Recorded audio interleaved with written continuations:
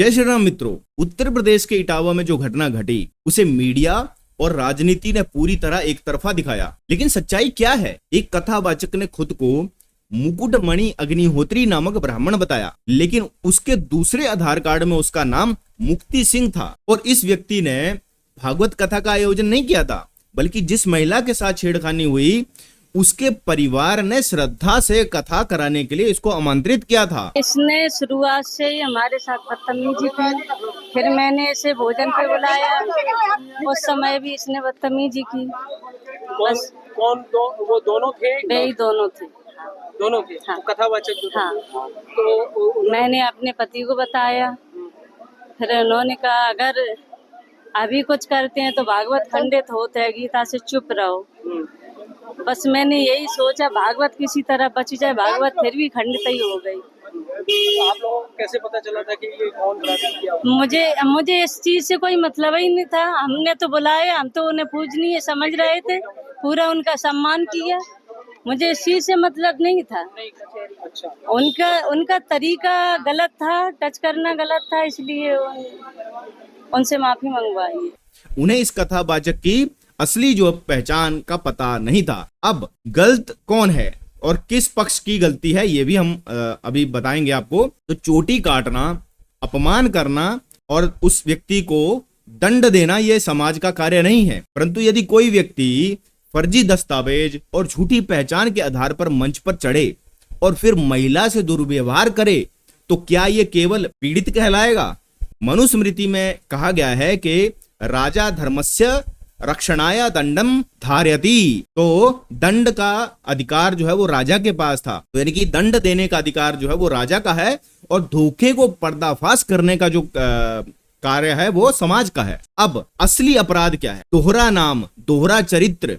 एक आधार कार्ड में मुकुटमणि अग्निहोत्री ब्राह्मण का नाम, दूसरे आधार कार्ड में मुक्ति सिंह वास्तविक नाम। ये मात्र नाम का अंतर नहीं है, बल्कि पूरे समाज को धोखा देने का एक प्रयास है। इस व्यक्ति ने न केवल ब्राह्मण का भेष धारण किया, बल्कि जिस महिला के परिवार ने उसे मंच दिया उसी परिवार की महिला के साथ इस व्यक्ति ने छेड़खानी भी की, छेड़छाड़ की। क्या यह पाखंड और पाप दोनों नहीं है? ब्राह्मण वह है जो तप, वेदाध्ययन और आचार में स्थित हो, झूठे आधार कार्ड से नहीं। अब मीडिया और राजनीति का असली चेहरा क्या है? मीडिया दिखा रही है कि ब्राह्मणों ने अपमानित किया, पर छुपा क्या रही है? छुपा रही है कि महिला के साथ छेड़खानी का जो सच है उसको छुपा रही है। नकली नाम और पहचान वाला झूठ जो है वो भी छुपा रही है। आयोजकों की अनभिज्ञता को भी छुपा रही है। और यही व्यक्ति कुछ नेताओं द्वारा सम्मानित भी किया जा रहा है। पुरस्कार किस बात का भाई?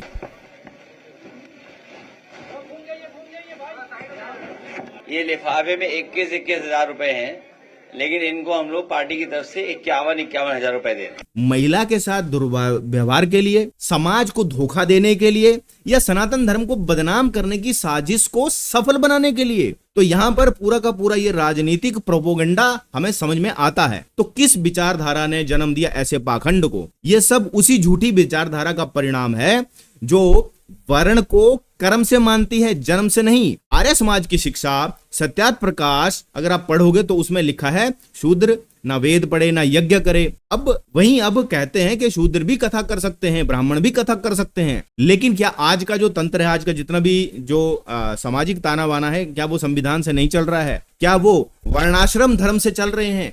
उत्तर है नहीं। आज का जितना भी भारत का समाज है वो वर्णाश्रम धर्म से नहीं चल रहा है, बल्कि संविधान के आधार पर चल रहा है। तो फिर उसमें यह आरोप लगाना कि ब्राह्मणों द्वारा अपमानित किया जा रहा है, यह गलत है। आज कितने मंदिरों में आपको यादव पुजारी मिल जाएंगे, दूसरे जो जातियां हैं उनके पुजारी मिल जाएंगे। तो ये कहना कि भाई कोई इस चीज का भेदभाव कर रहा है, ये सरासर गलत है। आज आप भंडारों में चले जाओ, आप शंकराचार्यों के जो प्रवचन होते हैं उनमें चले जाओ, तो आपको कोई जात वात पूछकर वहां पर नहीं बिठा रहा है। ये सब प्रोपोगंडा फैलाया जा रहा है उन तथाकथित समाज सुधारकों के द्वारा, जो बड़ा बड़ा दावा करते हैं कि हमने बहुत बड़ा समाज का सुधार कर दिया, जबकि आज की जितनी भी व्यवस्था है वो सारी संविधान के आधार पर व्यवस्था है। वो वर्णाश्रम वाली व्यवस्था जब है ही नहीं, तो फिर इसका आरोप लगाना कि भैया फलाने व्यक्ति को ये करने से रोक दिया गया, ये सब निराधार है।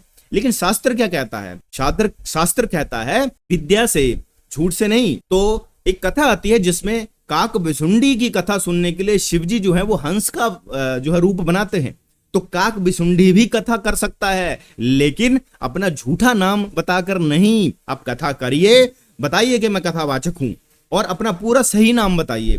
फिर किसी को कथा करानी होगी तो वो आपसे कथा भी कराएगा। अगर आपके अंदर ऐसी योग्यता है, अच्छा वक्ता हो आप, बहुत अच्छी आपकी जो है कथा सुनाने की अगर शैली लोगों को पसंद आएगी, तो लोग आपसे कथा भी सुनेंगे और आपके पांव भी छुएंगे, अगर आपके अंदर वो योग्यता होगी। लेकिन झूठ बोलकर नहीं। तो वर्ण व्यवस्था जो है वो जन्मना है, लेकिन इसका उद्देश्य ऊंच नीच नहीं है। कथा कहना कोई अपराध नहीं, पर खुद को ब्राह्मण बताकर फर्जीवाड़ा करना, समाज को ठगना, ये अपराध है। अब महिला के साथ छेड़खानी का मामला दबा दिया गया, नकली नाम वाला व्यक्ति हीरो बन गया और ब्राह्मण समाज को गुनाहगार घोषित कर दिया गया। यह सब एक सुनियोजित प्रोपोगंडा है दोस्तों, जिसमें राजनीति, मीडिया और पाखंडी विचारधारा ये तीनों ही सम्मिलित हैं। अब समय है सत्य को समझने का और वर्ण मर्यादा की रक्षा का, पर सनातन पर हो रहे सांस्कृतिक हमलों का प्रतिकार करने का भी। इसलिए दोस्तों, धर्म की जय हो, अधर्म का नाश हो, झूठ का विनाश हो। इसी उद्घोष के साथ ये वीडियो समाप्त करूंगा। जय श्री राम। वीडियो पसंद आया तो वीडियो को लाइक कीजिए, शेयर कीजिए और इस वीडियो से बाकी लोगों को भेजिए, ताकि उनको भी सच्चाई जो है वो पता चल सके। जय श्री राम।